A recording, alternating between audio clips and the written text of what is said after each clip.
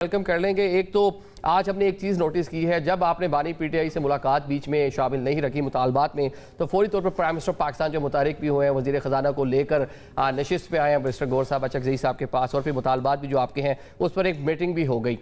आप लोगों का एक प्रिंसिपल स्टैंड था कि आप लोगों ने बजट पेश नहीं करना जब तक बानी तक रसाई नहीं मिलती। तो क्या वाडा साहब जो आपको ऑफर्स कर रहे थे, वो ऑफर्स आप लोगों ने एक्सेप्ट कर ली हैं जो आज बजट पेश कर दिया?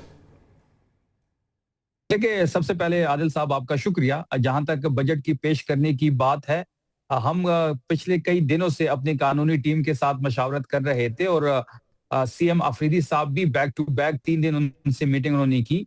हम चाहते थे और अफरीदी साहब की ये जाती ख्वाहिश भी थी कि 3 महीने का एसेंशियल बजट पेश किया जाए, क्योंकि मुलाकात इमरान खान साहब से नहीं करवाई जा रही थी। लेकिन वहां पे कुछ कानूनी पेचीदगियों की वजह से पूरे साल का बजट पेश करना पड़ा और ये फैसला जो है ये पार्टी का फैसला है। अफरीदी साहब ने ये फैसला जो लिया है वो पार्टी के जो उन्होंने पार्टी के सामने जब चीजें रखी तो उन्होंने जब फैसला लिया तो उसी रोशनी में बजट पेश कर दिया गया है पूरे 1 साल का। जहां तक आपने मीटिंग्स की बात की, देखिए औरंगजेब खजाना जो वजीर खजाना औरंगजेब साहब जो हैं, इनसे पहले भी कई मुलाकातें हो चुकी हैं। जब हम एनएफसी के मीटिंग में हम आए थे तब भी एक कमेटी बनाई गई थी और मुजम्मिल साहब ने जो है औरंगजेब साहब से मुलाकात की थी, एहसन इकबाल साहब से मुलाकात की थी। लेकिन उन मुलाकातों का जो रिजल्ट था वो जीरो रहा, कोई उस पर कार्रवाई नहीं हुई। आज भी असद कैसर साहब की एक मुलाकात जो है वो औरंगजेब साहब से हुई है, लेकिन मुझे लेकिन नहीं लेकिन लगता कि लेकिन इसका लेकिन कुछ शफी भाई रिजल्ट क्या निकल क्या आएगा। कार्रवाई होनी थी? वो तो बल्कि मुजम्मिल असलम साहब हमारे प्रोग्राम में थे, उन्होंने कहा कि जो एक सीएम साहब ने प्राइम मिनिस्टर से जब अकेले में मुलाकात की, उन्होंने कुछ सियासी मुतालबात उनके सामने रखे थे और प्राइम मिनिस्टर ने एक्नॉलेज भी किया। और जब स्पीच की प्राइम मिनिस्टर ने जो उन्होंने सुनी वहाँ पर बैठ कर, जो रिकॉर्डेड थी, जब उसको PTV ने नशर किया तो वो सारे के सारे जुमले जो है हज़फ कर दिए गए, जो सियासी मुतालबात थे पाकिस्तान तहरीक इंसाफ के। तो फिर आप इससे अंदाजा लगा ले कि ये वजीर आजम कितना बाइख्तियार है। देखिए, बातचीत उससे की जाती है जिसके पास इख्तियार होता है।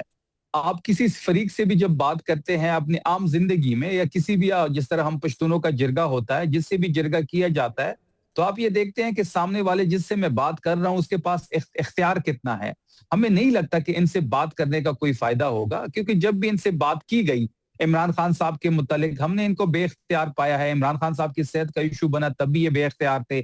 उनसे मुलाकात की बात हम करते हैं, ये बेख्तियार पाए जाते हैं। आपको याद होगा कि सीएम अफरीदी साहब जब इलेक्ट हुए और उन्होंने जब पीएम से बात की मुलाकात के लिए, तो उन्होंने खुद कहा कि मैं पूछ के बताता हूं। फिर आपको ये भी याद होगा कि स्पीकर साहब बार बार कह रहे थे कि आप मेरा दफ्तर इस्तेमाल करें बातचीत के लिए, मुज़ाकरात के लिए। हम सियासी लोग हैं, तहरीक इंसाफ एक सियासी पार्टी है और सियासी लोग बातचीत पे ही यकीन रखते हैं। फिर आपने ये भी देखा कि स्पीकर साहब ने बारहा हमें कहा कि आप हमारे ऑफिस आए, और फिर एक लीडर ऑफ अपोजिशन का नोटिफिकेशन स्पीकर साहब ने करना था। 5 महीने वो नोटिफिकेशन रोका रहा। उन 5 महीनों में गैर आईनी इकदाम हुए, गैर आईनी तरमीम हुए, लेकिन बगैर हाउस जो है वो बगैर लीडर ऑफ अपोजिशन चलती रही, क्योंकि ये मुक़तदरा की तरफ देख रहे थे और वहां से हामी भरने का इशारे की तरफ देख रहे थे। जब स्पीकर के पास, जब वजीर आजम के पास इतना इख्तियार ना हो, मेरे ख्याल में इनसे बातचीत करना प्राइम मिनिस्टर के पास इख्तियार तो है।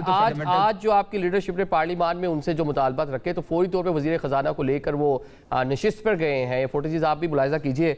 लेकिन ऑन द अदर साइड जो कहते हैं कि सियासी नोयत की चीजें हैं, ऐसे मामला जो है जो अदालती नोयत के, जहाँ पे अदालत ने पाकिस्तान तहरीक इंसाफ को रिलीफ देना है, वहाँ पे प्राइम मिनिस्टर कुछ नहीं कर सकता। ठीक है आदिल साहब, एक और चीज नहीं आदिल साहब, एक और चीज देखिए, जब एनएफसी का इजलास हुआ था ना, तो वो भी सूबे की हक की बात थी, वो भी फंड्स का इशू था।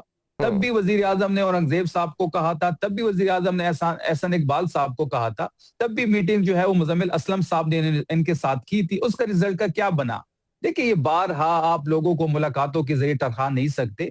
हम बिल्कुल इस बारे में क्लियर है कि जो मौजूदा प्राइम मिनिस्टर है, जो 17 सीटों पे इलेक्ट हुआ है, इसके इख्तियार में कुछ भी नहीं है।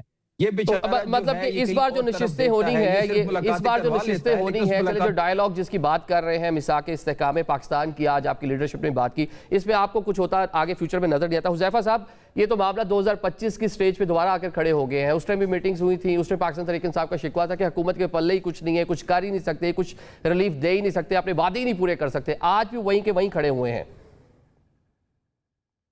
बहुत शुक्रिया, मैंने बड़े ही तहम्मुल से सुना है शफीउल्लाह जान साहब को। पहली गुज़ारिश तो ये है कि अगर हम कुछ कर ही नहीं सकते, तो ये सारा दिन टीवी चैनल्स पर बैठकर हमारे खिलाफ बयानियाँ क्यों बनाते हैं? फिर तो हम बहुत मज़लूम हुए। बात तो ये है कि ऐसा नहीं है। इन्हें पता है कि पूरा अख्तियार पीएमएलएन के पास है और शहबाज शरीफ पाकिस्तान की तारीख के चंद बाख्तियार तरीन वज़ीर आज़म में शुमार होते हैं। ये सिर्फ ये बात इसलिए करते हैं क्योंकि इन्हें इस बात का पता है कि बानी तहरीक इंसाफ की रिहाई जिस तरह से हम चाहते हैं वो पीएमएलएन कभी ना होने देगी ना वो करेगी। अब ये क्या कहते हैं, ये हमेशा अब मुलाकात पे तो अब आए हैं, मुलाकातों से पहले वो भी हम इन्हें मुलाकातों पे लेकर आए हैं। आहिस्ता आहिस्ता हम इनकी तनज़ली किए जा रहे हैं। पहले कहते थे बानी को रिहा करें, फिर ये कहते थे ये करें, अब भी आ गए से मुलाकातों पर। तो इन्हें पता है कि एक शख्स को अदालतों ने सजा दी है और वो पाकिस्तान की उन अदालतों से सजा याफ्ता है जिन अदालतों ने पहले उसे सादिक अमीन कहा था। यानी अगर सादिक अमीन कहा था तो वो ठीक है, अगर तोशा खाना के अंदर चोरी केस में उन्हें सजा हो गई है तो वो गलत है। और ये मुतालबा क्या करते थे कि उन्हें रिहा कर दिया हुज़ैफा जाए। भाई, यहाँ पे तो मामला आपके भी वही है, आपकी लीडरशिप की भी वही है। जब अदालतों से सजाएं मिली तो वो अदालतें ठीक नहीं थी, जब उन्हीं अदालतों से रिलीफ मिला और जिस तरह रिलीफ मिला जब पाकिस्तान आए हैं, तो फिर वो अदालतें अच्छी हो गई। ये तो हमारे कल के एक, मैं इसमें आपको थोड़ी सी तस्दीक करता हूँ अगर आप इजाजत दें। जी जी, मियां नवाज शरीफ साहब के खिलाफ 2 केसेस बने, जरदारी साहब पर बेशुमार केसेस बने, बेनजीर भुट्टो पे केसेस बने, जुल्फकार अली भुट्टो पे केस बना। किसी अदालत ने किसी को अपने फैसले के जरिए चोर साबित नहीं किया।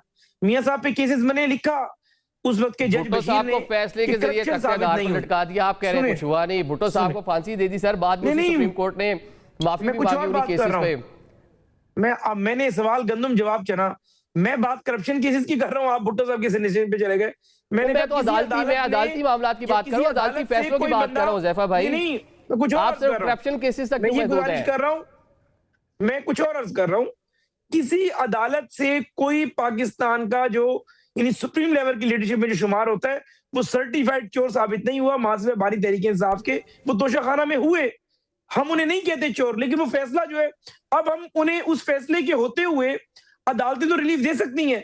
अदालतों में हाई कोर्ट से जाकर वो अपनी सजा का रद्द करवा दे, कोई इशू नहीं, अपील जो है कंडीशन ऑफ ट्रायल होती है। लेकिन ये लोग जब कहते हैं अंदर खाने हमें कहते हैं कि बानी की रिहाई पे बात करनी है, हम इन्हें कहते हैं हमें लिख कर दे दें आप, क्योंकि बानी की रिहाई जो है अदालतों के बगैर एनआरओ के जरिए हो सकती है। उस वक्त नेशनल रिकंसिलिएशन ऑर्डिनेंस आया था, अब कोई नया आ जाएगा अगर इनकी ख्वाहिश हो। ये बात भी नहीं कहते। फिर उसके बाद जब इन्हें पता है कि पीएमएलएन वाले सियासी लोग हैं, सियासी बात करते हैं, इसलिए अब हम उनका मुकाबला नहीं कर सकते, फिर ये कहते नहीं हम तो बात एस्टेब्लिशमेंट से करेंगे, शायद हमें with one stroke of pen तमाम सजाएं हमारी रातों रात कल खत्म हो जाए। और एस्टेब्लिशमेंट ने भी वाज़ेह बताया है कि भाई हम सियासी मामलात में मुदाखलत नहीं करना चाहते, उन्हें सजाएं अदालतों ने दी हैं, आप अदालतों से रिलीफ ले लें। तो बात ये कि सारी बात में आ जाना कि जी बजट, इन्हें कानून का नहीं पता बुनियादी तौर पर। और भाई बजट लेकर आना उस वजीर आला के लिए कंपलसरी होता है, आईनी बाइंडिंग होती है। अगर वो बजट मंजूर नहीं होगा, अल्लाह करे ना हो, मेरी तो दुआ है बजट मंजूर ना हो, जो आप हमें ब्लैकमेल करें भी आपकी असेंबली खत्म हो जाएगी, असेंबली डिसॉल्व हो जाएगी आपकी असेंबली। लेकिन आप यहाँ बैठकर कह रहे हैं हम ये नहीं होने देंगे। असल वजह क्या है आपको खबर मैं दे देता हूँ आपकी स्क्रीन के जरिए।